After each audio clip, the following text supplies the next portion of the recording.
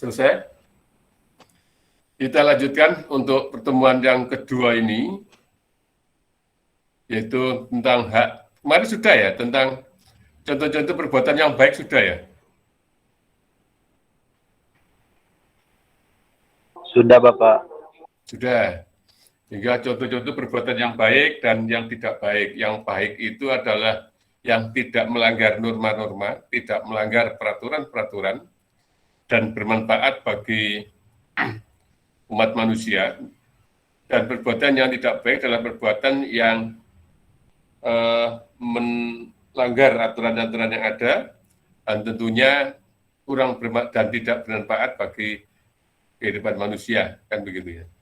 Mencuri, kemudian juga korupsi, manipulasi itu kan juga tidak baik. Menolong orang, kemudian berbuat untuk kemasyarakatan umat, itu kan juga yang baik. Kita mulai tentang hak dan kewajiban warga negara sebagai wujud dari rasa nasionalisme. Kita tolong dibaca dulu.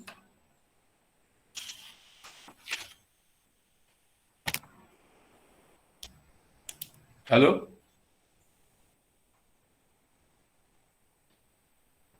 Iya, Pak.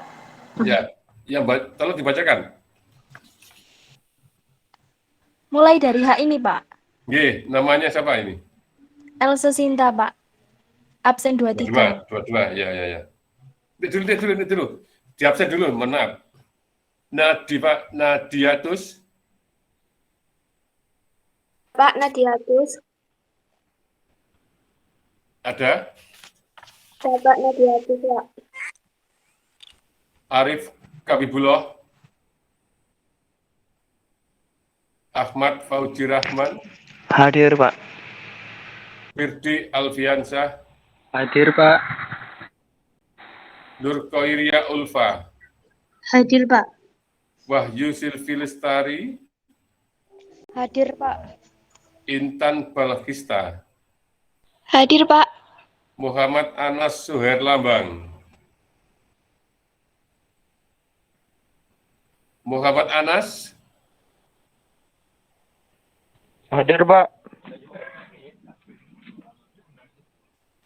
Erlangga Dwi. Hadir, Pak. Putri Fujiwati. Hadir, Pak.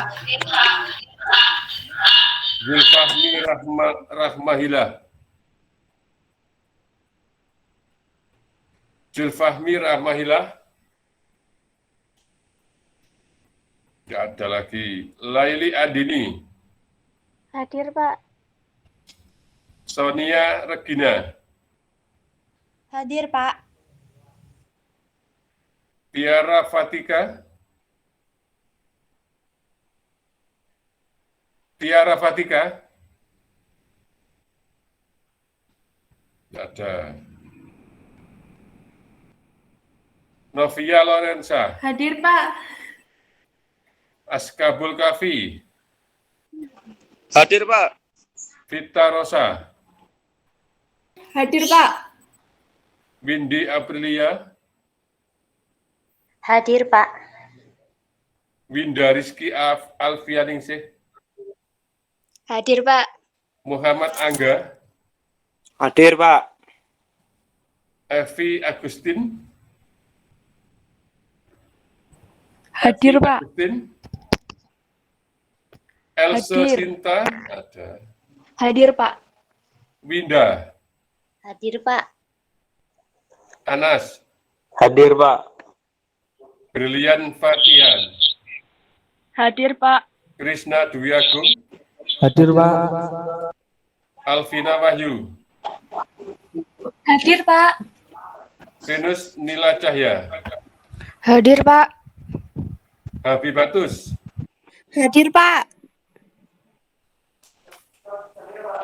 Lintang Kalingga. Hadir, Pak. Rizky Nurvita. Hadir, Pak. Afifah. Hadir, Pak. Debbie Agustina. Hadir, Pak. Rahayu Lestari. Hadir. Fahrul Pak, ya? Hayat. Hadir, Pak. Pak. Putri Elsa, Hadir, Pak. Rahmanur, Hadir, Pak. Muhammad Noval, Hadir, Pak. Putri Jarotus, Hadir, Pak. Muhammad Nurul Faizin, Hadir, Pak. Wirto Anggraini, Hadir, Pak. Eka Wahyu, Hadir, Pak. Rosidatul, Hadir, Pak. Septi Ayuning, Hadir, Pak. Elianing Arum, Hadir, Pak. Rahmat Bima, Rahmat Irgi, Hadir, Pak. Foni Citra, Hadir, Pak. Alvina Rizky, Hadir, Pak. Sabrina, Hadir, Pak. Nuril Farida, Hadir, Pak. Miftah Erlinda, Hadir, Pak. Email Willy,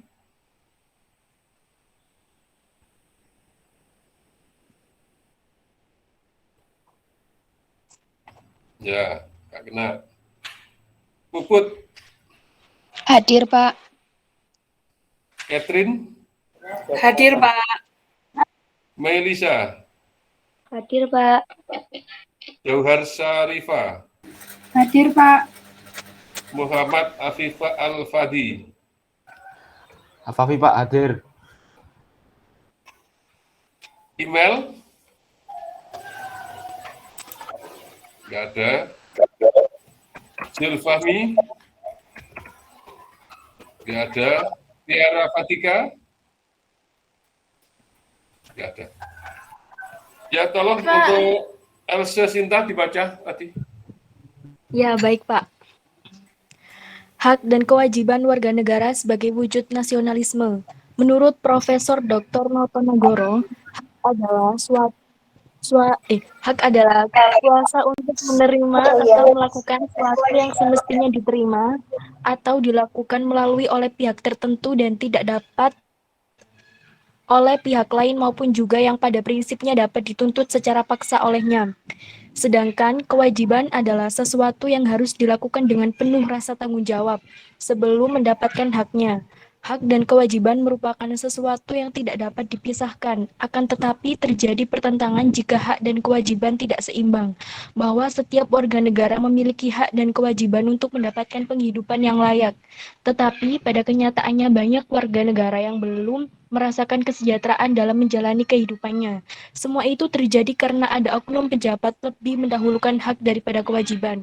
Karena menjadi seorang pejabat itu tidak cukup hanya memiliki pangkat, akan tetapi mereka memikirkan diri sendiri.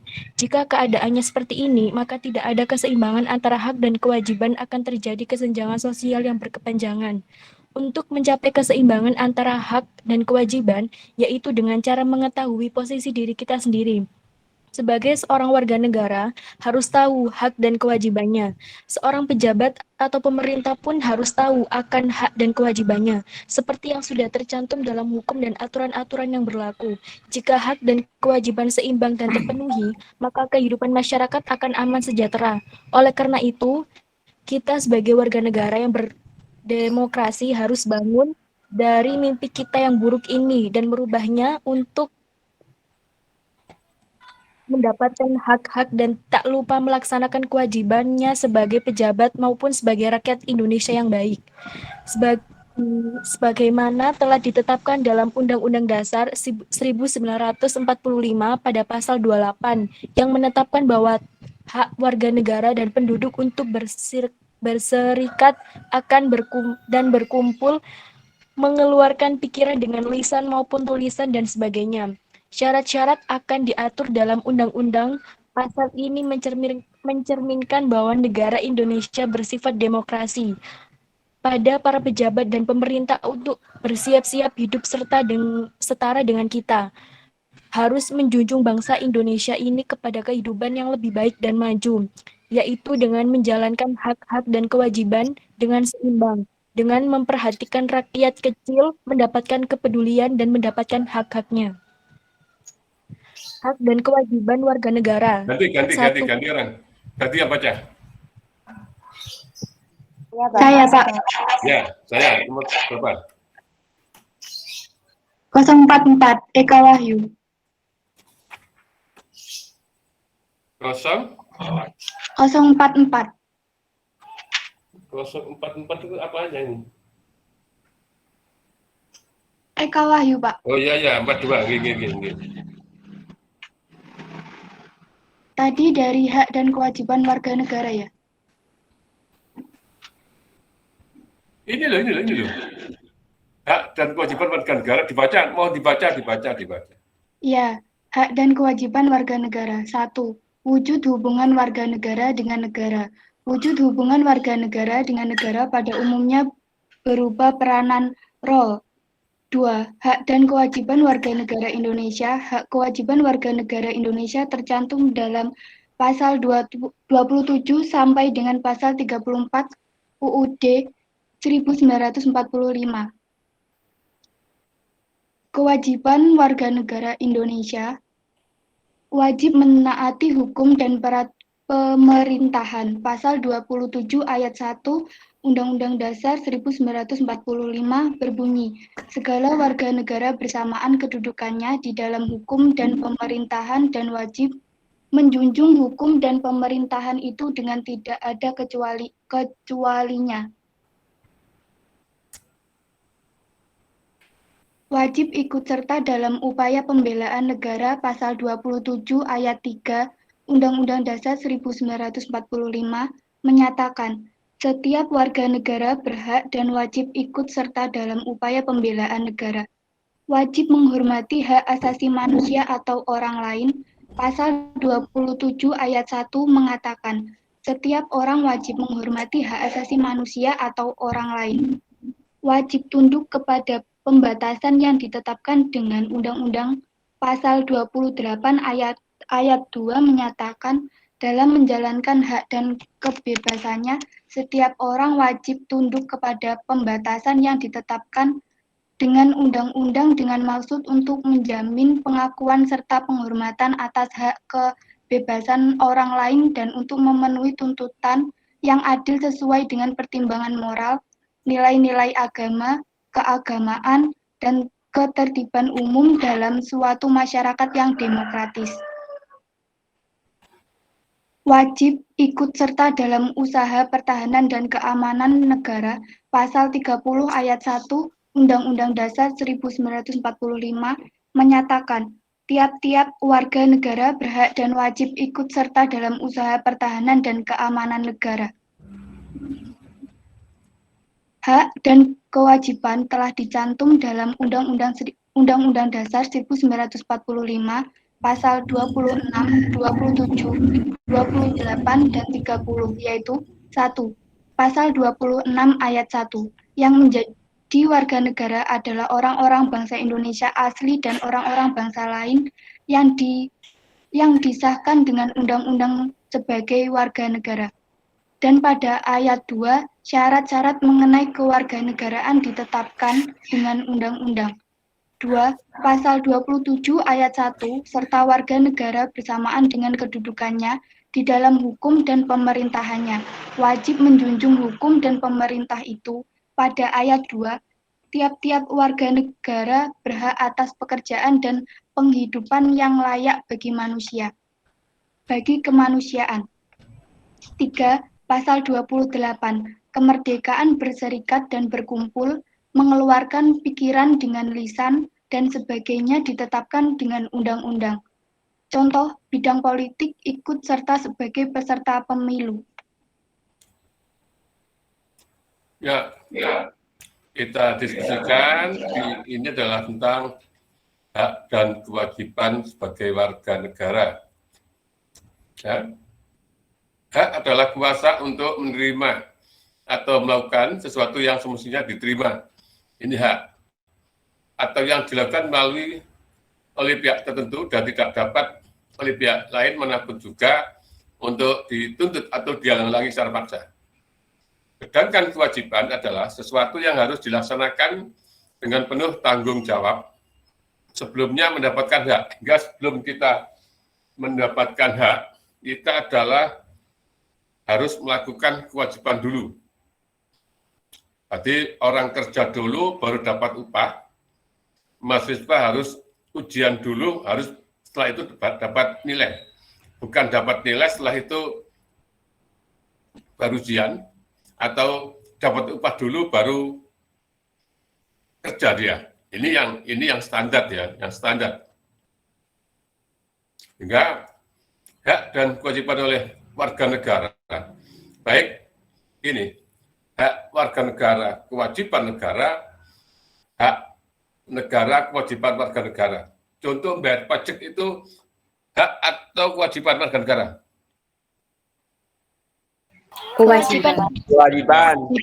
Berarti hak negara untuk menerima pajak. Kewajiban. Untuk membayar. Untuk memberikan pendidikan, itu hak warga negara atau kewajiban warga negara? Kewajiban Warga dua-duanya. negara. Untuk bidang pendidikan, itu hak warga negara atau kewajiban warga negara? Hak warga negara. Hak warga negara. Warga negara. Berarti kewajiban Kewajiban negara. negara. Harus paham dulu. Pendidikan adalah hak warga negara. Berarti kewajiban negara untuk memenuhi dan untuk mengadakan pendidikan. Karena anggaran negara terbatas, akhirnya adalah yang negeri dan swasta. Sama-sama, ijazahnya sama-sama punya hak yang sama nanti kalau dia meroleh ijazah setelah S1 atau D3, baik negeri atau yang bukan negeri atau swasta. Karena izinnya juga dikeluarkan oleh negara. Tidak ada izin swasta itu.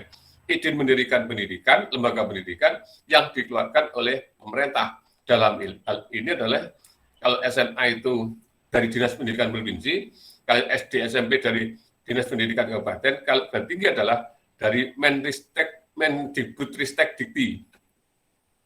Ya, ini. Saya dulu juga dari SMA swasta, S1 swasta, dan S2 swasta. Ijazah saya adalah sama dengan yang lainnya, setara. Kalau sudah kita masuk di dunia kerja, di ngelamar dunia kerja, tidak lagi mana yang dari negeri dan mana dari swasta. Yang ditentukan adalah kualifikasi, mungkin IPK, atau kemampuan yang dimiliki oleh calon pelamar. Ini yang perlu dipedomani, hak dan kewajiban. Silakan kalau ada yang kita diskusikan.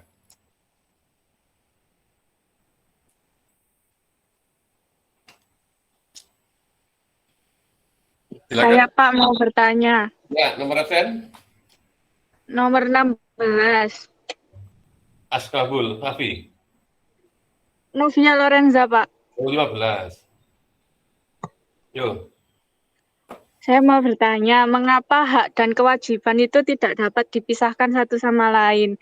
Terus cara dan kewajiban secara seimbang itu bagaimana, Pak?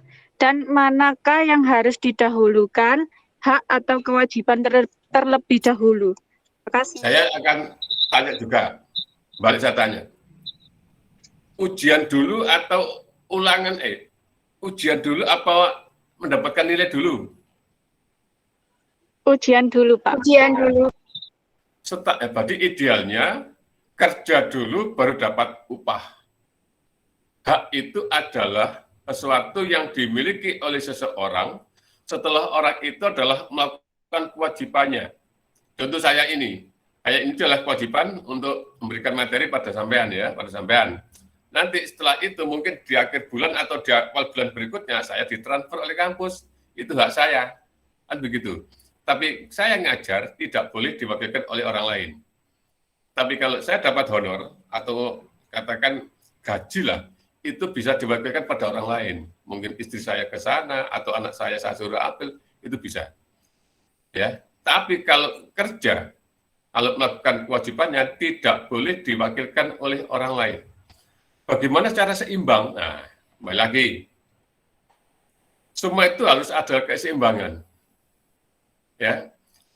Jika contoh mahasiswa melakukan kewajibannya sebagai mahasiswa, mungkin ikut kuliah dengan baik, mengerjakan tugas, proses ulangannya itu, proses PBM-nya lancar, perkuliahannya, ya, ujian ikut, tugas mengerjakan, Anda berhak mendapatkan nilai standar dari saya. Berhak. Ya, karena apa? Kewajiban Anda sudah terpenuhi. Berarti baru kewajiban saya untuk memenuhi hak sampean, memberikan hak sampean apa? Nilai. Ya, harus imbang. Jangan ada yang kuliah tidak begitu lancar, tugas tidak mengerjakan, ujian tidak ikut, minta nilai. Itu namanya tidak seimbang. Paham? Harus balance, imbang. Hak dan kewajiban itu ibaratnya adalah pundak kanan kiri. Pundak kanan kita itu kewajiban, pundak kiri kita itu hak. Harus imbang, hingga imbang kan. Coba kalau pundak kita itu tidak imbang, ini kan jelek kan? Jelek. Nah ini. Sehingga harus imbang dalam artian mengerjakan hak secara maksimal sebagai mahasiswa, kewajiban secara maksimal sebagai mahasiswa, nanti Anda berhak mendapatkan nilai dari saya juga minimal standar KKM, bahkan maksimal juga nilai dari saya. Ini yang kadang-kadang terlupakan. Orang tidak mengerjakan kewajibannya dengan baik dan benar, dia menuntut haknya. Iya toh? Kalau seseorang melakukan kewajiban tidak secara powerful, tidak dengan cara totalitas, jangan menuntut gaji, bayaran, atau balasan, atau hak sampean secara totalitas, atau secara maksimal. Karena apa? Haknya atau kewajibannya tidak terpenuhi. Yang lain? Saya, Pak. Ya. Siapa? Saya, Pak Nadia Tisharifah, Pak. Absen 1. Ya. Pak, bagaimana cara mengatasi kasus pelanggaran hak dan pengingkaran kewajiban dalam kehidupan? Kasus? Bagaimana cara mengatasi kasus pelanggaran hak dan pengingkaran kewajiban dalam kehidupan? Terima kasih. Iya. Saya tanya. Pengingkaran kewajiban, ya, dan pelanggaran hak. Contoh, mahasiswa jarang ikut kuliah. Ya, saya absen tidak ada. Atau saya absen pertama ada. Saya absen keduanya tidak ada. Ini kan dia pengingkaran kewajiban. Iya toh. Sehingga nanti kalau itu terjadi terus, jangan menyalahkan saya kalau nilainya itu di ambang batas paling bawah KKM. Kalau Anda menuntut nanti, atau bukan menuntut, menginginkan hak dari saya nanti sampai mendapatkan nilai bagus, ikuti semua proses kegiatan perkuliahan, tiap daring kita ikut, tugas diikuti, ulangan diikuti, selesai. Ya. Paham nggih? Ini nyata loh. Paham. Nah, kalau dia tidak mengerjakan tugas, dia tidak mengikuti kuliah, kan mengingkari. Ya. Mengingkari. Istilah saya sekarang ini adalah, orang sekarang itu adalah mengalami disorientasi. Apa disorientasi? Sing penting gak dipenting-penting, no. Yang tidak penting dipenting-pentingkan. Contoh, kuliah kan penting. Daring kan penting. Tapi mungkin ada sebagian teman kita, atau teman sampean yang tidak mengikuti ini. Setelah absen, kemudian dia ngerjain yang lainnya. Berarti dia mengalami disorientasi. Kalau seperti ini nanti, suatu saat akan saya absen kembali di tengah-tengah perkuliahan, tidak mendapatkan nilai seperti yang aktif, ya jangan gerutu. Memang itu adalah imbangan antara hak dan kewajiban, antara kewajiban dan hak. Yang lainnya? Saya, Pak. Izin bertanya. Siapa? Sonia Regina. Ya, Aizan. Saya mau bertanya, Pak. Misalkan jika pihak tertentu menetapkan sebuah peraturan yang sifatnya wajib, tetapi itu merugikan untuk pihak lain, Pak. Apakah kita masih tetap melaksanakan kewajiban tersebut meskipun itu merugikan untuk pihak tersebut, Pak? Contohnya apa contohnya? Misalkan ada kayak penggusuran lahan untuk jalan tol. Kan ada sebagian masyarakat yang mementingkan haknya itu kayak itu hak lahan saya gitu. Kenapa kayak saya digusur gitu, Pak? Terima kasih. Ada yang bisa jawab dulu? Mungkin yang lain memberikan tawaran untuk jawaban?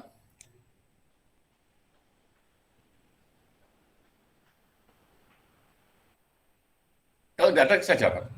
Sehingga tentang penggusuran lahan, ya, yang dibuat untuk jalan tol. Ini ada hak dan kewajiban. Tentunya diawali dengan musyawarah. Karena apa? Di tanah itu adalah milik seseorang, milik Pak Ali itu aja ya, Pak Ali. Nah, Pak Ali ini punya tanah, punya sawah yang sudah bertahun-tahun sebagai salah satu sumber dari penghasilan dari Pak Ali tersebut. Kemudian tahu-tahu di tengah perjalanan ada proyek jalan tol. Ini tidak boleh serta-merta yang si penguasa ini seenak sendiri, karena apa? Harus dihormati haknya orang ini. Hingga di situ diperlukan negosiasi, diperlukan rundingan-rundingan untuk musyawarah. Tentunya harus ada ganti untung. Bukan saya katakan ganti untung, bukan ganti rugi. Ganti kok rugi ya, tambah rugi ya. Hingga ganti untung. Artinya apa? Kalau tanah itu kan tidak semuanya terambil loh, mungkin hanya sebagian. Sehingga tanah itu tentunya ada kesepakatan dengan biasanya menggunakan NJOP, dinilai pajak dalam bukti pembayaran pajak, ditambah dengan kelas tanah yang ada di tanah itu. Tentunya kesepakatan. Ini kalau di jalan tol, sehingga jalan tol tidak banyak masalah. Yang permasalahan itu adalah pelebaran jalan. Paham ya? Pelebaran jalan. Contoh, pelebaran jalan itu kadang-kadang kita tahunya kan masyarakat menangis dan bla bla bla dan sebagainya. Itu juga rundingan dulu. Kadang-kadang si tanah itu adalah bukan milik masyarakat. Tanah itu milik negara, PU atau PJKA lah ya. Milik PJKA. Yang setahu saya itu milik PJKA itu dari depan kampus PPNI itu sampai ke terminal sampai ke Stasiun Mojokerto. Kemudian depan kampus sampai ke timur di pinggir jalan itu.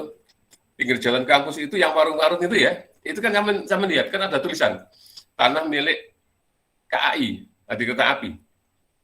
Terus sampai di depan Pom Ngrowo itu juga milik KAI. Nah, orang sudah menempati di situ. Itu nanti kalau sudah KAI membutuhkan tanah atau dibuat jalan lagi lah, mau tidak mau orang yang menempati ini harus pindah. Padahal orang ini sudah bertahun-tahun menempati di situ. Tapi dia tahu kalau tidak punya hak di situ, karena apa? Tidak ada pemilikan lahan di situ. Tapi nempati aja karena kondisi. Tapi biasanya seperti ini, pemerintah tidak membiarkan. Tetap dia dikasih ganti untung lah untuk ganti bangunan. Ya, makanya antara hak dan kewajiban ini harus benar dan clear. Pak, terima kasih. Dibuktikan dengan sertifikat yang dimiliki. Yang lain?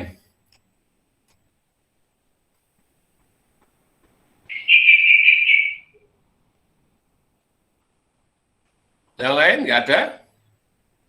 Ada Pak, saya izin bertanya. Ya, 19. Pada Undang-Undang 1945 tadi kan pada pasal 28 menetapkan bahwa di situ ada hak warga negara untuk mengeluarkan pikiran dengan lisan maupun tulisan. Nah, mengapa pada saat ini kebanyakan masyarakat kecil tidak berani bersuara? Padahal setiap warga negara memiliki haknya untuk bersuara atau mengemukakan pendapatnya. Nah, itu penyebabnya apa, Pak? Apa karena mereka merasa hanya rakyat kecil jadi tidak jadi suara atau pendapatnya tidak akan didengar? Terima kasih. Ya, ini sudah mulai masuk ke ranah pembahasan tentang pengelola negara, termasuk lembaga negara, termasuk tentang politik. Di negara dimanapun juga itu ada prinsip trias politika. pembagian kekuasaan atau pemisahan kekuasaan. Dalam negara itu ada yang lembaga legislatif, lembaga yang membuat undang-undang, atau lembaga yang mewakili masyarakat rakyatnya. Kalau di kita ada DPR, DPD, ya, ini adalah lembaga legislatif.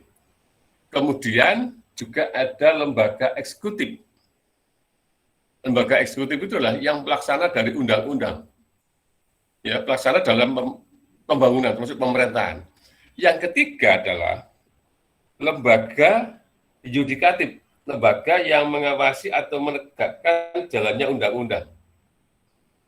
Kalau ketiga lembaga ini berjalan sesuai dengan hak dan kewajibannya, sesuai dengan tupoksinya, tadi tupoksi itu adalah tugas pokok dan fungsinya, ini akan terjadilah suatu situasi yang aman, nyaman, tentram, terjaminlah segala hak yang ada. Sekali lagi saya ulangi, di negara ini adalah ada, bukan hanya di negara kita, di semua negara ya, ada lembaga legislatif, membuat undang-undang, ini adalah wakil dari masyarakat, wakil dari rakyat, DPR, DPD, dan juga tergabung dalam MPR mereka. Dan tugas DPR itu adalah ada 3, cara umum dan cara baku. Yang pertama, tugas DPR itu adalah budgeting, membuat anggaran, ya, membuat anggaran untuk kesejahteraan rakyat. Yang kedua adalah tugasnya menampung aspirasi, ya, menampung aspirasi. Dan yang ketiga adalah mengawasi jalannya pemerintahan, mengawasi pelaksanaan dari pembuat tadi, mengawasi pelaksanaan pembelanjaan keuangan negara, arti budgeting, pengawasan, dan aspirasi. Ini DPR kita. Ini tugas aslinya, pokoknya ya, ini semestinya seperti ini. Kemudian pembuat undang-undang atau menjalankan undang-undang adalah pemerintah, dalam ini presiden dan menteri-menterinya. Yang ketiga adalah tugas yudikatif yang mengawasi dan pelaksanaan penegakan dari undang-undang. Ini. Kalau ini berjalan semua dengan baik, tidak mengalami disorientasi, dijalankan orang yang memang benar-benar ngerti dengan tugas dan fungsinya, saya kira orang tidak segan di dalam berserikat dan berkumpul. Orang tidak takut untuk bla bla bla bakar apa? Dia merasa dilindungi, dia merasa diakomodasi, dia merasa dipadai. Tapi ada, tidak tahu ya, ini ya saya ilustrasi ya, saya tidak ngomong vulgar. Karena ada di suatu negara itu rakyatnya bengok-bengok seperti apa, ketika ini diam semuanya, tidak tidak memperhatikan. Jarno, mungkin mahasiswa harus paham bahasa saya ini. Akhirnya apa? Rakyatnya ini sudah ya apa ya? Kalau bahasanya Cak Nun, kalau di luar negeri itu rakyatnya dilindungi oleh oknum aparatnya, dilindungi lah. Tapi kalau oleh di Indonesia ini rakyatnya harus melindungi diri sendiri. Ya. Dan juga pemerintahnya. Kalau yang eksekutif ini benar-benar menjalankan amanahnya sesuai dengan pembukaan Undang-Undang Dasar 45 yang melindungi segenap bangsa. Ya ketiga hal itu, ketiga lembaga itu. Melindungi segenap bangsa dan kemadara Indonesia, memajukan kesejahteraan umum, mencerdaskan kehidupan bangsa, dan ikut masyarakat kehidupan dunia. Tidak ada masalah. Orang enjoy. Di negara maju kan itu. Negara maju itu negara yang bisa mengatur dirinya sendiri tanpa campur tangan orang lain. Apa yang ditanyakan? Tadi siapa yang tanya? Windy. Iya, Pak. Yang saya tanyakan, mengapa ini penyebabnya itu karena apa, Pak? Apa karena mereka merasa rakyat kecil, jadi suaranya tidak didengar oleh yang paling atas? Gitu. Windy tadi sudah paham nggak yang saya sampaikan? Insya Allah sudah paham. Negara ini ada 3 lembaga. Tapi tadi balik lagi, orang jadi anggota legislatif, eksekutif atau yudikatif tergantung niat dan dasar dan tujuannya. Makanya kalau jadi sesuatu, kalau memilih sesuatu itu jangan karena tanda kutip apa? Apa? Uang. Iya. Kacau itu. Jadilah sesuatu itu karena kemampuannya, karena passionnya, karena bakat dan minatnya. Ini sudah, kalau menurut saya sudah, aduh, saya tidak akan ngomong ya, karena tidak enak ini. Kalau di kelas saya ngomong vulgar, betul itu.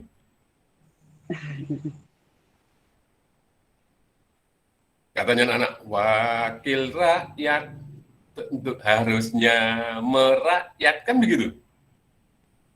Iya. Ini enggak? Iya. Loh, iya loh.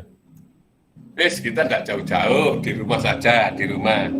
Kalau ayah dan ibu dan adik dan kakak bisa menjalankan hak dan kewajibannya dengan baik dan benar, tidak ada masalah.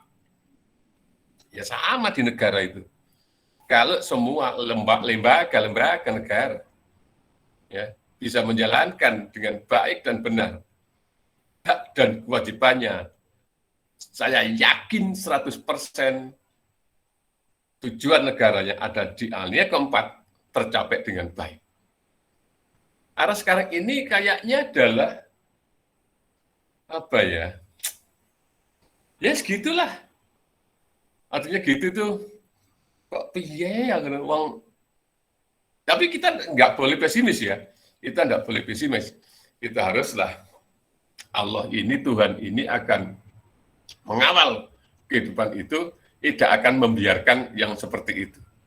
Lalu bahasanya orang dulu itu sing salah bunga-bunga, sing bener denger-denger, bejo-bejane wong sing lali, sik bejane wong eling lan waspada. Baik. Apa? Kebenaran pasti eksis. Ya, kebenaran, kejujuran pasti akan dilindungi oleh Allah, oleh Tuhan. Ini morat-marit ini, kondisi ini morat-marit. Karena apa? Disorientasi. Ya, ada. Ini dulu sudah saya lihat di pilihan 2019 ya. Calonnya ada 2. Ini dengan ini. Kemudian calonnya ini, pasangannya ini. Kok jero tim terakhir itu diganti?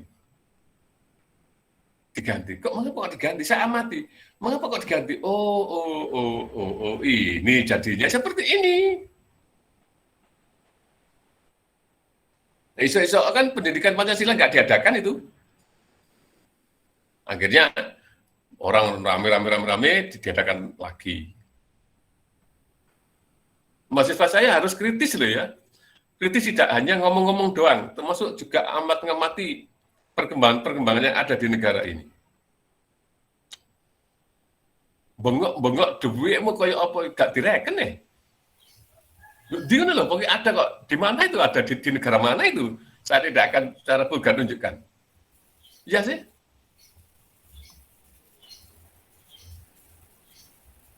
Betul nggak? Betul, Pak. Rakyatnya nggak boleh kemana-mana. Pandemi, nggak boleh kemana-mana. Ternyata ada di lain sisi, di lain pihak, dimudahkan ke sini. Alasannya bla bla bla bla bla bla. Yang lebih membuat miris saya kan alasannya didatangkan karena anak-anak kita, pemuda kita tidak bisa mengerjakannya. Astagfirullahaladzim. Ya, itulah. Kita berdoa saja mudah-mudahan Tuhan Yang Maha Esa segera memberikan pencerahan di negeri kita, termasuk yang mengatur kita dan pemimpin kita. Ya? Yang lain silakan tanya. Izin bertanya. Ya. Kita sebagai warga negara harus menghargai hak setiap orang. Misalnya hak bebas berpendapat. Tetapi kenapa orang yang berpendapat malah diusir bahkan dibubarkan? Contohnya saja demo. Itu bagaimana ya Bapak? Terima kasih. Iya, balik lagi ya. balik lagi. Jadi kebebasan berpendapat artinya ngomong apapun yang penting tidak melanggar aturan bolehlah ini. Tapi mengapa Pak demo dibubarkan gini. Apalagi kena pasal yang paling ampuh, akhirnya orang nggak berani. Apa pasal itu?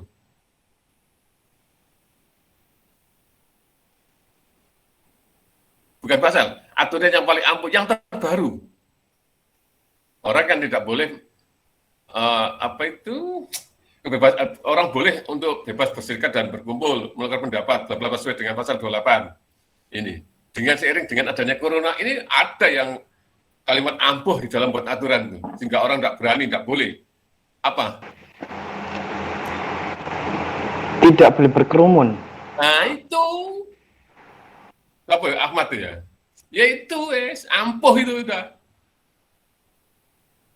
Di lain sisi berkerumun dibiarkan. Di lain sisi berkerumun, dalam begitu itulah. Dilarang. Anda jangan ngikuti loh ya. Anda jangan ngikuti hal-hal yang tidak baik. Artinya gini, loh kok gini, udah biarkan saja kalau memang itu seperti itu. Kita doakan bareng-bareng. Nah, gimana lagi? Kita ngadu kemana? Ke lembaga eksekutif seperti apa? Iya toh, perannya. Lembaga legislatif, DPR kita seperti apa? Kemudian yudikatif seperti apa? 3 ini loh. Aja Pak, saya ingin komentar dari mahasiswa. 3 lembaga negara kita ini kondisi sekarang seperti apa? Gak beres, Pak. Paru-paruan, Pak. Nah, Seperti nggak ngerti ya apa Pak jalan. Iya, Baik saja. ini Miris. kalau rumus saya, praktek nggak sama dengan teori, oke? Praktek tidak sama dengan teori, betul? Betul, Pak. Rumput iya. Tapi hati-hati karena kondisinya sekarang sedang tidak Baik-baik saja. Baik saja. Iya, pinter. Udah tidak baik-baik saja sekarang ini. Gimana lagi? Nyata seperti itu. Saya sebagai orang PKN, punya basic PKN tata negara, ngerti ilmu negara, ngerti ngelola tentang negara itu paham dan ngerti. Hingga kalau lihat, aduh. Intinya 2 kok ilmu negara itu ya. Tugas negara itu 2. Yang pertama, amankan lindungi seluruh wilayah negara. Jangan dari campur tangan asing. Kelolalah semua kan negara ini untuk kedua. Yaitu apa? Kemakmuran rakyatnya. Keutuhan negara dijamin, kesejahteraannya dijamin. Selesai sudah. Tidak ada orang demo. Makanya kalau memilih sesuatu itu harus benar-benar lihat basic orangnya sebelum jadi pemimpinnya. Jangan setelah jadi pemimpin sudah lewat. Ini nanti calon-calon pemimpin yang hebat ini, mahasiswa saya ini. Utamanya kelas yang hari ini. Amin. Jangan melok gak tepat. Jangan ikut-ikut gak karuan itu. Gak boleh gitu. Aman Pak, aman. Siapa? Aman. Loh iya. Nanti siapa tahu setelah 2024 nanti kembali baik semuanya, sampean atau dengan kakak-kakak kelas sampean nanti ikut memimpin di negara ini, jadi apapun. Tadi pemimpin yang amanah, pemimpin yang sidik, pemimpin yang fatona, pemimpin yang tablik. Amin. Saya itu ketawa Mas, kalau lihat-lihat oknum-oknum tertentu ngawur ketawa di saya itu. Apa kamu itu? Kadang-kadang banyak yang munafik kok itu.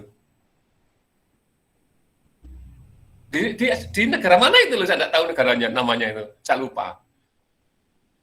Paham ya? Saya kalau kamu ini paham ya? Paham, Pak. Iya. Paham Pak. Paham. Kita pakai ilustrasi. Negara mana itu? Yang lain, ayo diskusi. Pak, saya ingin bertanya. Tanya.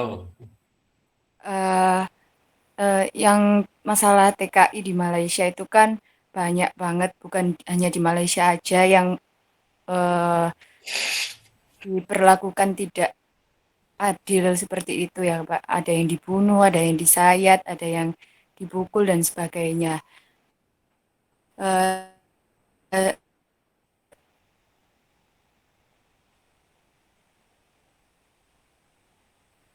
Apa? TKI itu kan juga warga negara, Ya, memiliki hak untuk ya, dilindungi, tetapi ya.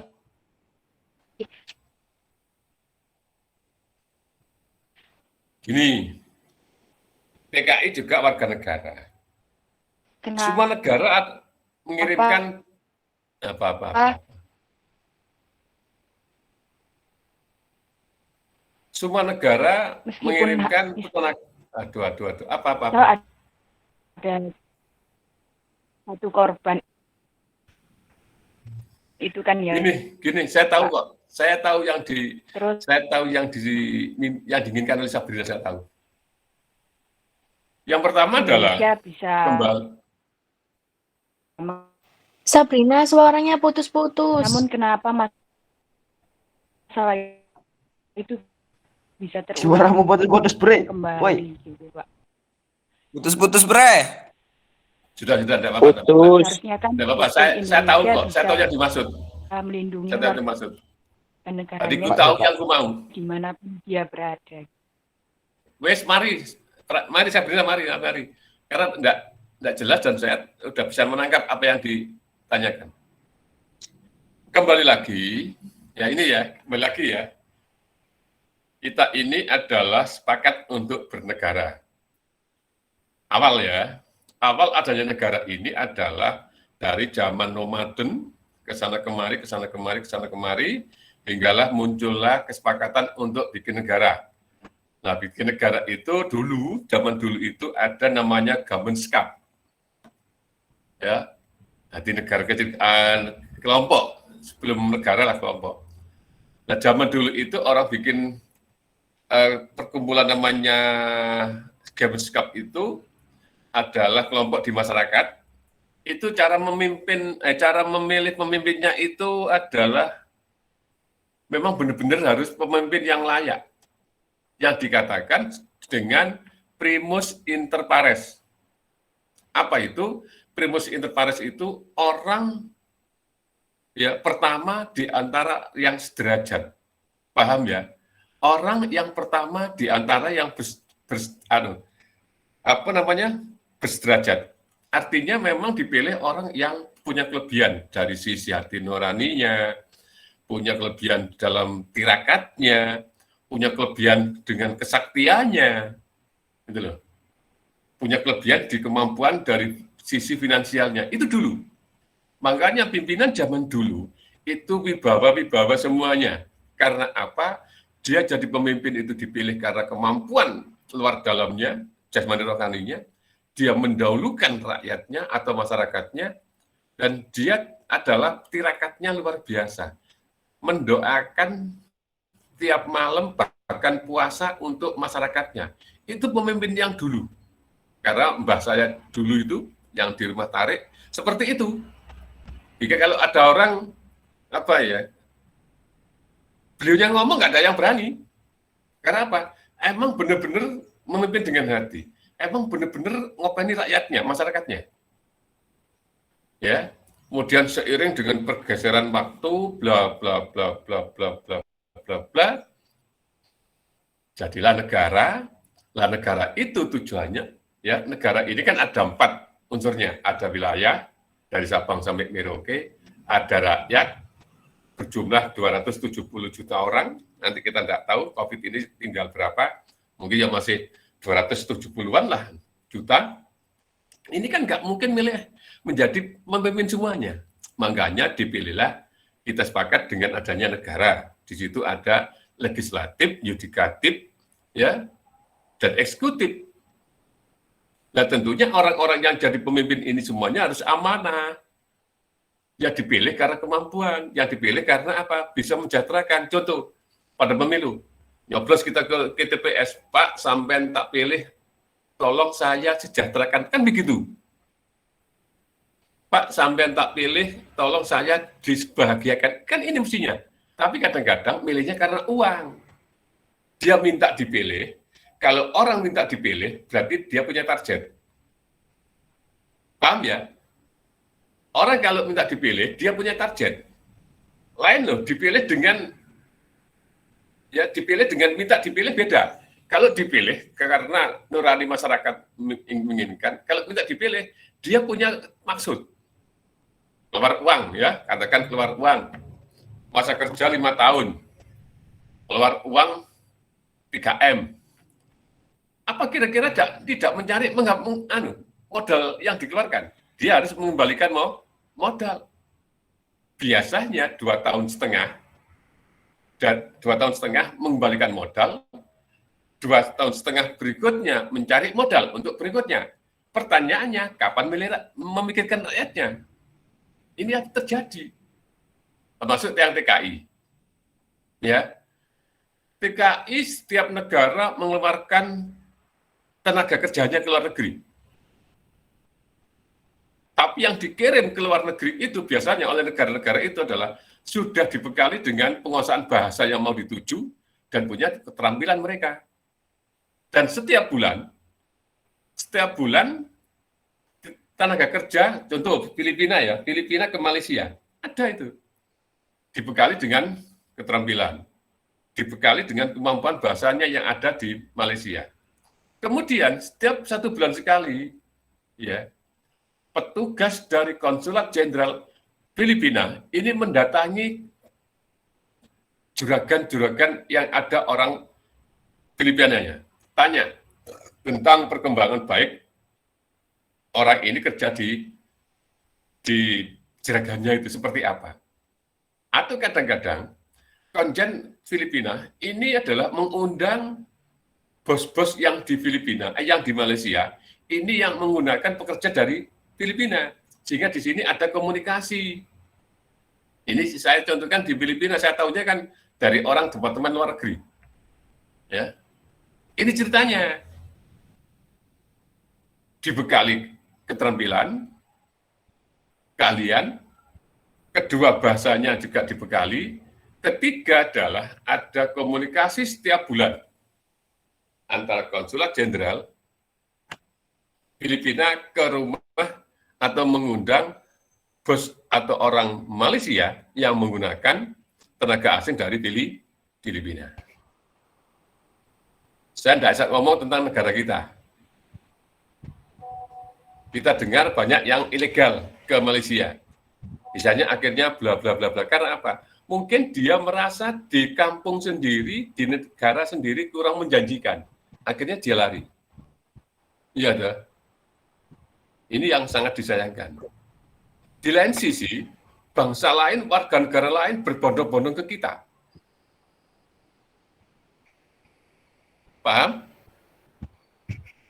Ini berarti tata kelola di dalam berbangsa dan bernegara perlu dikembalikan pada kitohnya. Apa kitohnya? Sesuai dengan pembukaan UUD 45, ya, Undang-Undang Dasar 1945, yang melindungi segenap bangsa dan seluruh daerah Indonesia, yang memajukan kesejahteraan umum, mencerdaskan kehidupan bangsa. Kita tidak anti orang asing, sekali lagi, kita tidak anti orang asing, karena bangsa kita juga ada di negara lain. Tetapi porsi, ya, porsi yang diberikan ke orang asing, memang benar-benar kita itu tidak punya untuk tenaga kerjanya itu. Tapi sekarang ini sudah, Mbak karupan, saya sekarang ini berada di daerah ngoro industri loh ya. Saya sekarang ini daring ini di rumah satunya di ngoro industri. Seperti apa kalau sore saya lihat orang asing itu paham semua. Ini ya TKI harus ada jaminan. Sekarang saya tanya, ada ceritakah? Ada ditembak kemudian tidak jelas urusannya, ada 6 orang itu loh. Mbak, entah siapa saya tidak paham itu. Ada 6 orang ditembak tanpa ada proses yang jelas dan transparan. Adakah? Pernah dengar ya? Agak lama Pak ya. Pernah dengar ya? Pernah Pak. Saya tidak akan membahas secara vulgar loh ya. Ayo Mat, apa Mat? Kasus apa itu Mat? Kasus waktu ada di mana itu? Di salah satu wilayah. Ya, di Oke. jalan apa? Di mana, Di Pak? jalan apa? Jalan view. Dalam negeri. Ya, jalan. Oh, jalannya saya kurang paham, Pak. Nggak inget. Ya, ada kan? Ada. Ya, ya seperti itu. Nggak ada kelanjutannya itu. Ada tapi dibulut-bulut no. Iya, betul. Itu tidak bagus. Sekarang saya kan pegawai negeri ya. Kalau Senin sampai Jumat saya pegawai negeri sebagai ASN, kepala sekolah di SMA 1 Suko. Saya mikir, saya itu digaji dari uang rakyat, dibiayai dari uang rakyat, tunjangan juga dari uang rakyat. Saya harus melayani ya, melindungi, mengayomi ya rakyat yang ada di SMA Suko. Makanya benar-benar saya tuh ingin ngeramut ya, keramat lah jadinya. Contoh, saya masih di Pacet, mungkin bisa tanyakan teman-teman sama di Pacet. Itu ada travel datang ke saya. Travel itu loh, yang tur itu loh, yang belum pandemi. Pak, nanti ini Pak Coyo nanti gini-gini, piro Mas? Itu travel itu dari satu daerah lah, tetangga Mojokerto, saya nggak ngomong di daerahnya. Itu Pak Toyo 1.200.000 ke Bali. Loh, kok Cilarang? Iya Pak, nanti jenengan dapat sekian. Loh Mas, itu loh duit murid, duit wali murid kok. Sudah, kalau dengan saya ngomong apa adanya, netnya berapa? Dia tidak mau, ya sudah. Mau saya jadi kepala sekolah gak lihat jelek badi kok. Dan kalau saya jelek badi lapor dari kepala sekolah. Saya buka saja di depan pasar, di depan sekolah SMA Pacet itu, beli sapi, beli kambing, tiap legian udah dapat bagi saya. Ngapain saya jadi kepala sekolah? Kalau jadi kepanitiaan sih wajar kan? Kepanitiaan berapa sih? Itu aja juga saya nggak mau banyak-banyak kok. Kasihan wali murid, kasihan orang tua siswa.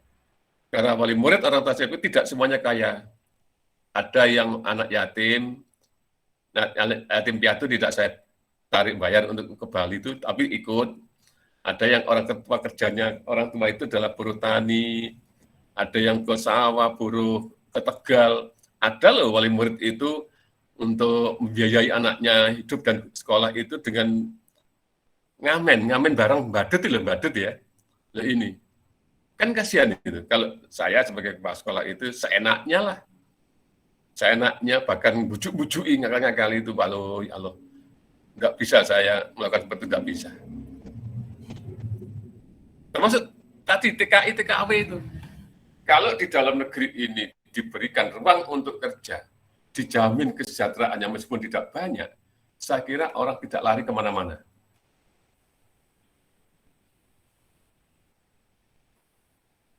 Ya, makanya haruslah kita ini bisa iso rumangsa, aja rumangsa iso.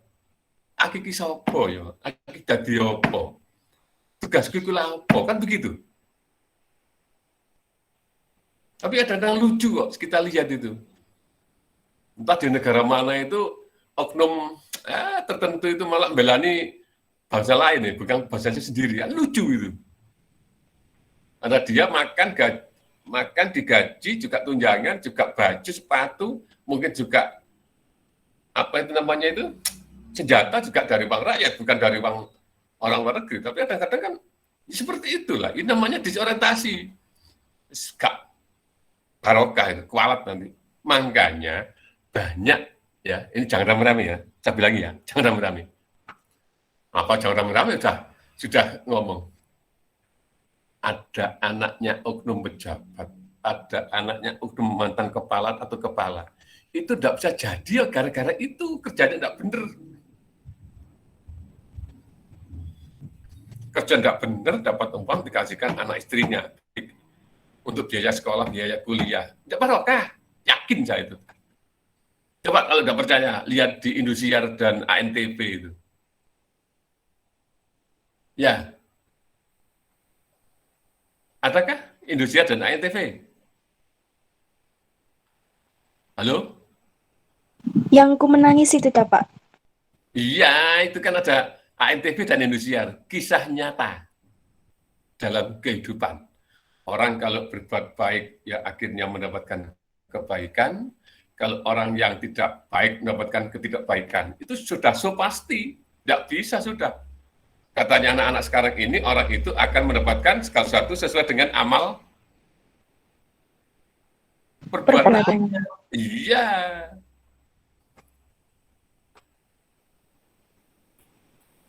Saya tanya sekarang, betulkah semua orang ingin bahagia? Iya, Pak. Betul, Pak. Betulkah orang itu ingin sukses? Betul. Betul, Pak. Betulkah orang itu ingin enak hidupnya? Betul. Betul. Nah, tapi cara untuk bahagia, cara menuju bahagia, cara menuju sejahtera, ini yang kadang-kadang keliru. Contoh, ini ya, tetangga saya sendiri, teman saya sendiri. Ibunya dulu ada satu sekolah dengan saya, sama saja jadi guru, belum jadi kepala sekolah. Ibunya jadi guru, dia juga dinas, ayahnya dulu adik kelas saya di SMA. Dia menjadi salah satu aparat. Anaknya yang pertama itu adalah seliting dengan anak saya, satu SMP. Apa yang terjadi? Untuk makan-makan itu dicarikan ya gitu-gitu itu, untuk makan-makan di keluarga itu. Hingga gajinya disimpan, digunakan untuk membiayai nanti kalau anaknya ingin jadi bla bla bla lah, wis. Apa yang terjadi? Anaknya nggak makan.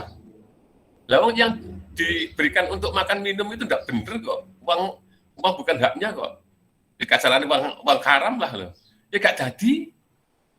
Sampai sekarang Maret itu sudah habis semua. Ini ya, ini yang kita harus takut dengan itu. Kekuasaan Allah, keadilan Allah itu pasti akan terjadi pada setiap individu manusia. Ini tadi agak dalam ini ilmunya. Sayangnya daring kok di kelas itu waduh mantap ini. Yang kelas ini, yang kelas ini pinter-pinter ini. Ya, kelas ini kelas pinter-pinter ini. Amin. Amin. Ya, satu lagi. Pertanyaannya? Izin bertanya, Pak. Ya, Anas. Gimana contohnya sifat nasionalisme di era Indonesia modern kayak gini, Pak?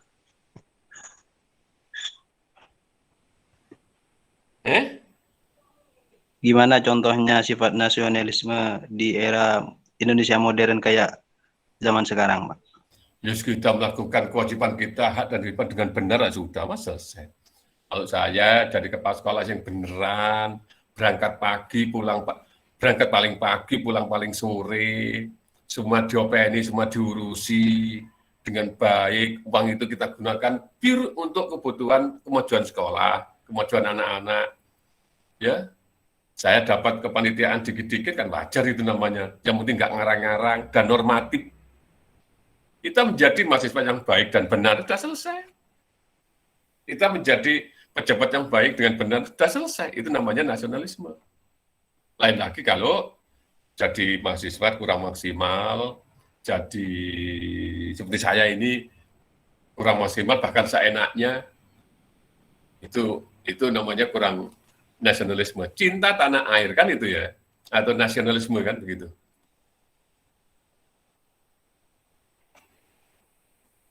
Gimana? Iya, Pak, sudah, Pak. Ya marilah kita menjalankan tugas kita dengan baik dan benar. Sudah selesai, udah. Kita tidak beban. Dan mahasiswa atau orang kerja yang baik dengan orang yang kerja tidak baik, orang yang tidak baik ini tidak boleh iri bonus dari Tuhan pada orang yang kerja baik. Saya ulangi, orang yang baik kerjanya all out dengan orang yang tidak baik. Orang yang tidak baik kerjanya ini tidak boleh ngiri pada orang yang kerjanya baik. Bonus dari Tuhannya itu. Kadang-kadang orang kan ngiri loh. Contoh saya, Pak Toyo kok mesti juara-juara ya gini-gini. Murid itu kok pinter-pinter kok gini-gini. Di lain sisi ono sing ndak. Ya harus muhasabah dulu lah, koreksi dulu. Pak Toyo ini siapa? Dia siapa? Kan begitu. Dia ngapain, Pak Toyo ngapain? Kan begitu. Nanti ketemu, kan ada orang kadang kak ini mendulukan apa? Penyakit hatinya. Udah ada? Kita lanjutkan. Lanjut, Bapak. Mantep kok materi ini ya. Ini partai politik di 2019. Tolong dibaca. Saya, Pak. Ya. Undang-Undang Nomor 7 Tahun 2017 ini menjadi dasar hukum penyelenggaraan pemilu DPRD Kabupaten atau Kota, DPRD Provinsi, DPR RI, DPD, dan Pilpres tahun 2019. Contoh hak dan kewajiban di bidang politik adalah 1. Hak untuk memilih dan dipilih dalam pemilu. 2. Bu, besok diselesaikan aja untuk yang buku dan ini. Ya, yang apa jenenge? Sing karena tulis ilmiah yang mau itu, karena inovatif. Kita selesaikan. 2. Hak menyatakan pendapat. 3. Hak mendirikan organisasi. Jaring kelasnya kedua. Organisasi kemasyarakatan atau partai politik. 4. Hak ikut berorganisasi. 5. Kewajiban mendaftarkan organisasi atau partai politik yang didirikan. 6. Kewajiban mentaati aturan main dalam menyatakan pendapat. 4. Pasal 30 ayat 1. Hak dan kewajiban warga negara untuk ikut serta dalam pembelaan negara. Dan ayat 2 menyatakan pengaturan lebih lanjut diatur dengan undang-undang.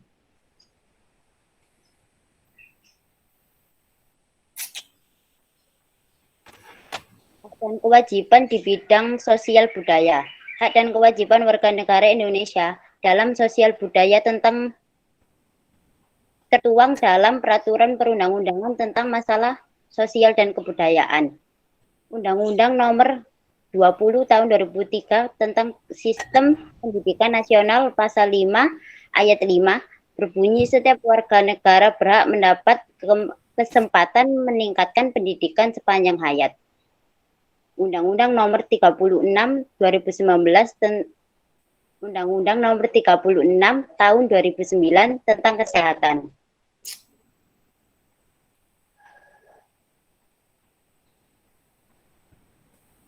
Contoh hak dan kewajiban di bidang sosial budaya adalah 1. Hak mendapatkan pendidikan murah yang disediakan pemerintah. 2.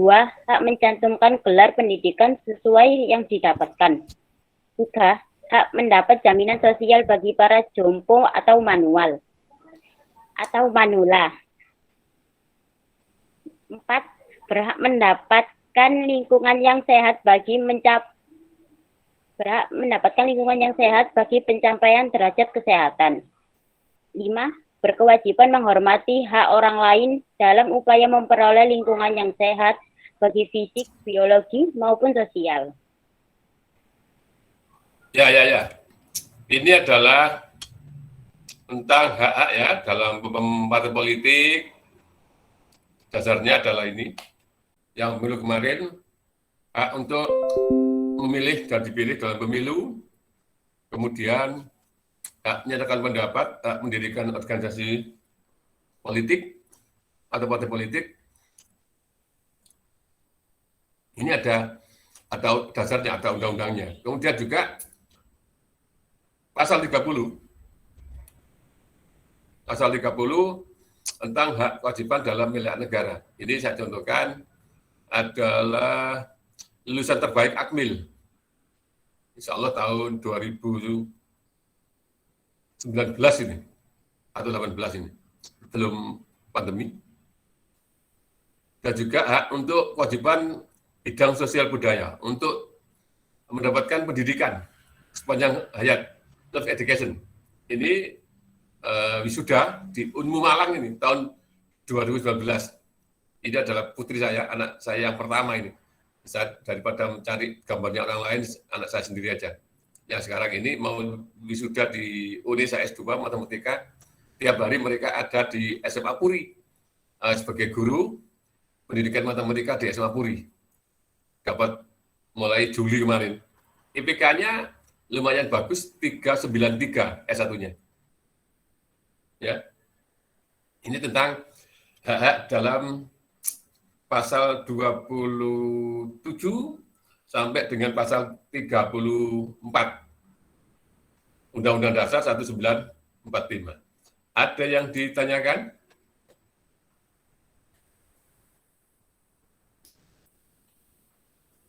Saya Bapak. Oke. 042 Eka Wahyu. Mm-mm. Pada contoh makalah atau di layar tersebut tentang hak dan kewajiban warga negara Indonesia, Undang-Undang Nomor 20 Tahun 2003 tentang Sistem Pendidikan Nasional Pasal 5 Ayat 5 yang berbunyi, setiap warga negara berhak mendapatkan kesempatan meningkatkan pendidikan sepanjang hayat. Lalu, bagaimana Bapak dengan mereka yang masih tinggal di pelosok dan belum ada pendidikan yang layak di sana? Dan bagaimana jika mereka terhalang dalam hal ekonomi? Terima kasih. Ya gini, adalah setiap warga negara berhak mendapatkan pendidikan. Kalau hak warga negara berarti kewajiban negara untuk menyelenggarakan atau memenuhinya. Bagaimana Pak seperti itu sehingga kita lihat langsung ya, langsung ada di pasal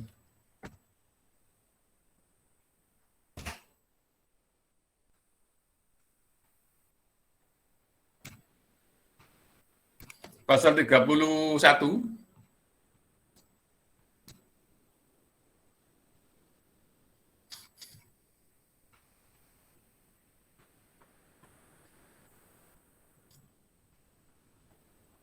Coba ini dibaca dulu. Ayo, dialihkan bacanya ini. Yang tadi yang bertanya. Iya. Pendidikan dan Kebudayaan Pasal 31. 1. Setiap warga negara berhak mendapatkan pendidikan. 2. Setiap warga negara wajib mengikuti pendidikan dasar dan pemerintah wajib membiayainya. Stop. 3. Stop. Setiap warga negara berhak mendapatkan pendidikan. Setiap warga negara wajib mengikuti pendidikan dasar dan pemerintah wajib untuk membiayainya. Inilah dasar adanya BOS, uang BOS yang tiap 3 bulan sekali, ya, atau 4 bulan sekali.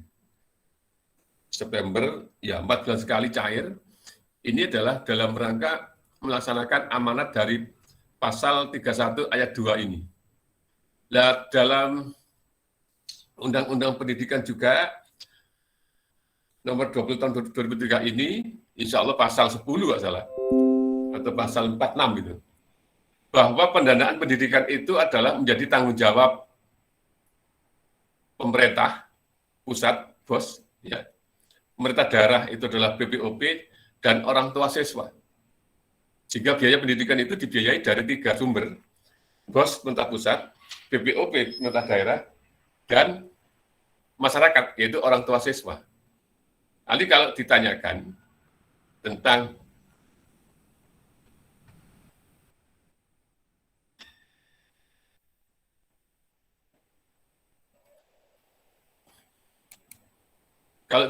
yang ini, bagaimana Pak? Ini menjadi tanggung jawab pemerintah.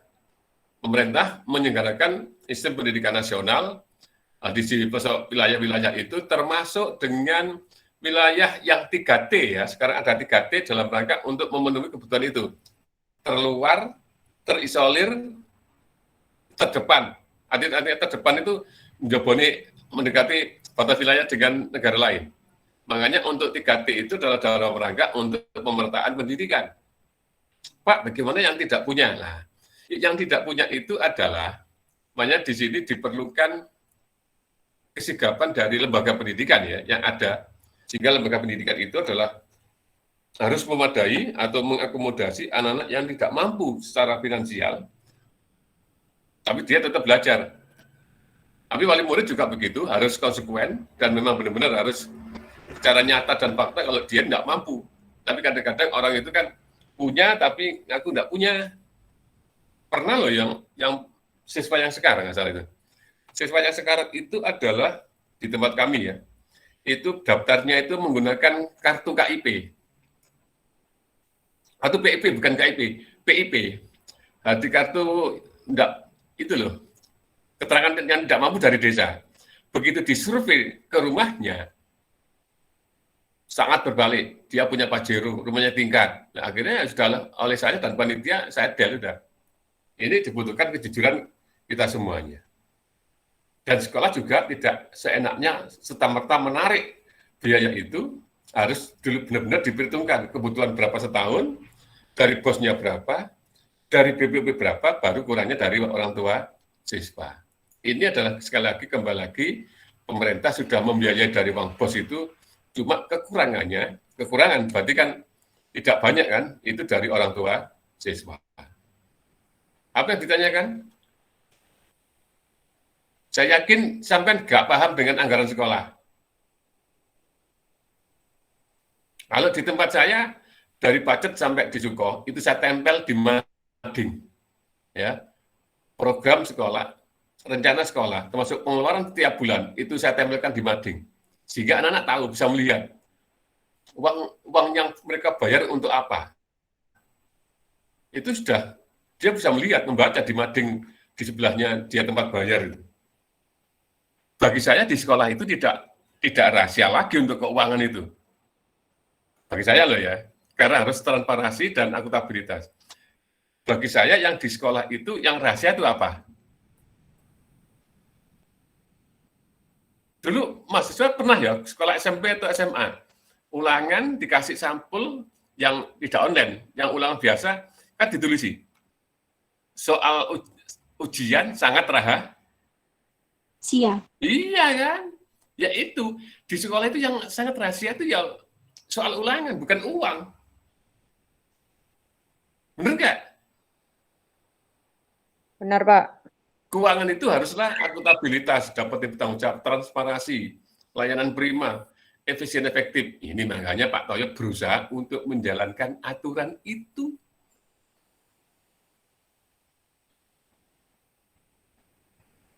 Ada yang ditanyakan?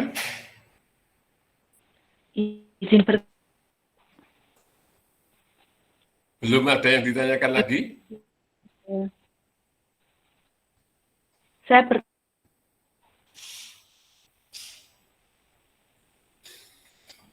Silakan tanya.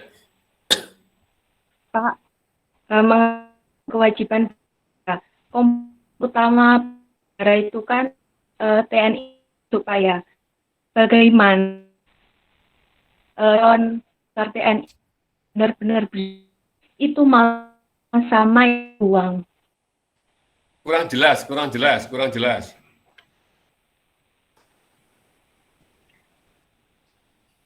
Mihak bela itu kan komanya TNI, Pak ya. Terus kita calon-calon daftaran negara itu benar-benar itu malah sama yang berupaya itu bagaimana? Kurang jelas lagi, perlu apa dikecilkan atau gimana itu untuk volumenya atau sinyalnya kurang bagus. Untuk Nuril, ayo diulangi lagi. Komponen utama negara itu dan bagaimana yang mau TNI benar-benar sama yang maksudnya Pak Bapak itu mana? Enggak jelas lagi, kurang jelas Pak. Enggak, putus. Iya Pak. Yang lain yang paham atau yang mengerti yang lain tolong dibantu untuk mengulangi apa yang disampaikan oleh Nuril.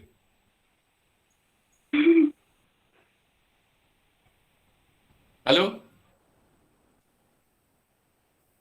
Ayo yang lain, barangkali bisa menangkap apa yang disampaikan Nuril, nanti sampaikan ke saya ini. Sepertinya sinyalnya Nuril sangat kurang jelas, Bapak. Coba. Winda, gimana?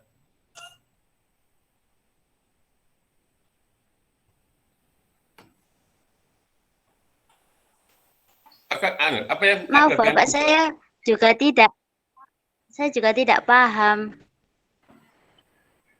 Karena putus-putus di sini suaranya Nuril. Oh, sama.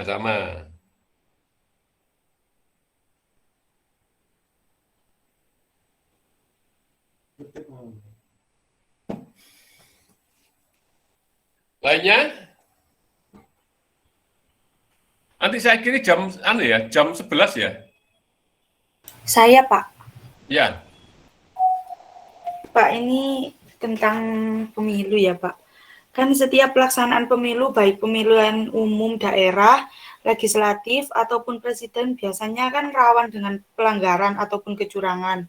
Seperti contoh, pemilih yang tidak terdaftar di DPT, formulir C6 yang tidak tersebar, pemilih ganda, dan seterusnya.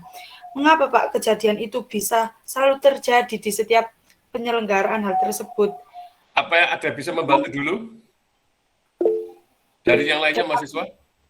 Masih belum, Pak. Dan apa pendapat Bapak tentang penyelewengan hal tersebut? Dan bagaimana cara kita sebagai masyarakat meminimalisir pelanggaran dan kecurangan tersebut, Pak? Terima kasih. Memang ada dasarnya itu sudah ada kok. Prinsipnya jujur, luber ya.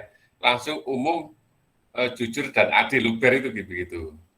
Tinggal kita ini konsekuen nggak dengan konsep itu. Kita konsekuen nggak dengan teorinya. Masih terjadi pelanggaran-pelanggaran yang terjadi kan seperti itu kan. Kadang-kadang apalagi pakai dengan IT seperti ini, laporan dengan IT ya sudah. Nggak sampai 2 hari selesai sudah. Tergantung kejujuran yang melaksanakan. Ya, makanya dibutuhkan orang-orang yang benar-benar punya integritas yang tinggi. Satunya kata dengan perbuatan untuk membangun negara ini. Kadang-kadang orang yang tidak terdaftar bisa nyoblos. Padahal kalau memang itu warga negara Indonesia ya wajib nyoblos.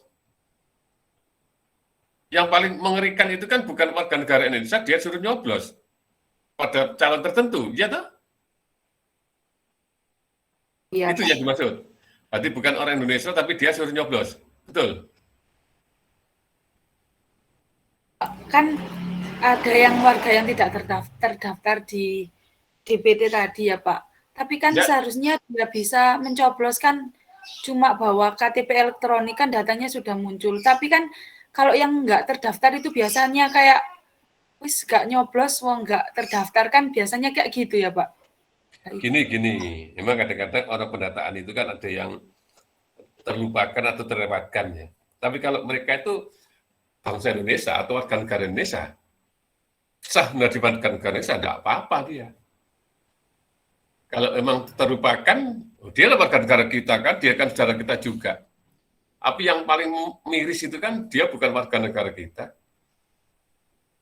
Disuruh nyoblos ini, itu yang paling mengerikan itu.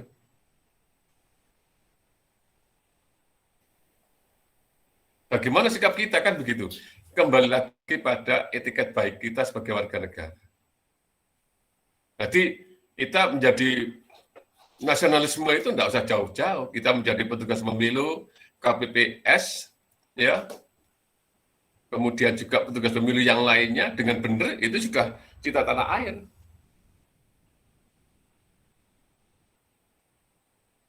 Sebaik apapun teorinya, sebaik apapun programnya, kalau sumber daya manusianya itu tidak mendukung akan aturan itu, ya sudah hancur. Paham ya? Paham, Pak. Ya, kita harus semua itu kembali pada aturan kita, pada fungsi kita. Kalau tidak, ya rusak sudah.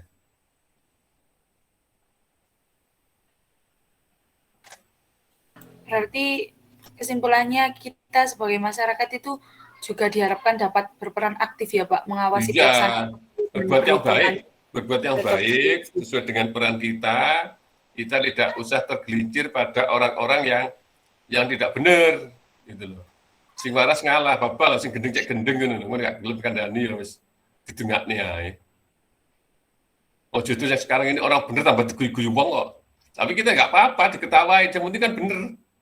Dimana diketawain nggak bener ya?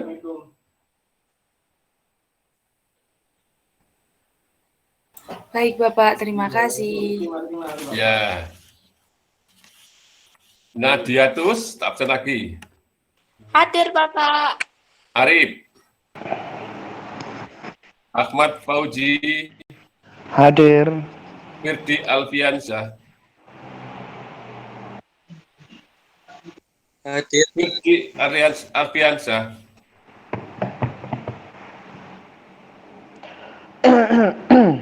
Firdi Alfiansyah. Ini. Hadir, Pak. Ya. Nur Koiriyah. Hadir, Pak. Wahyu Silvi. Hadir, Pak. Intan Balkista. Hadir Pak. Muhammad Anas.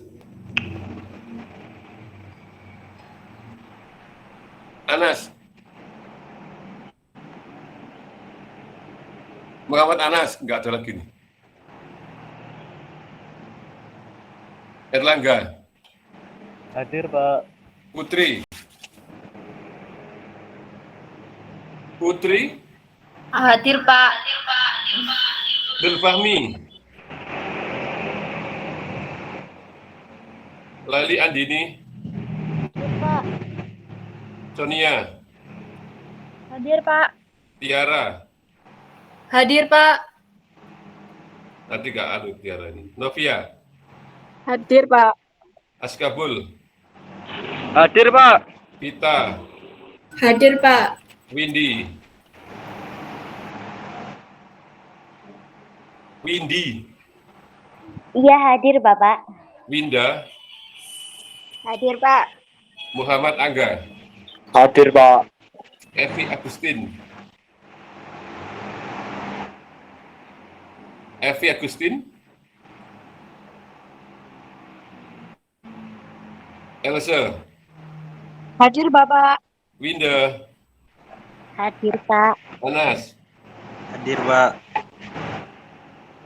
Berlian. Hadir, Pak. Krisna. Hadir, Pak. Alvina. Hadir, Pak. Venus. Hadir, Pak. Abibatus. Hadir, Pak. Lintang. Lintang. Hadir, Pak. Rizky. Hadir, Pak. Afifah. Afifah. Hadir, Pak. Debbie. Debbie.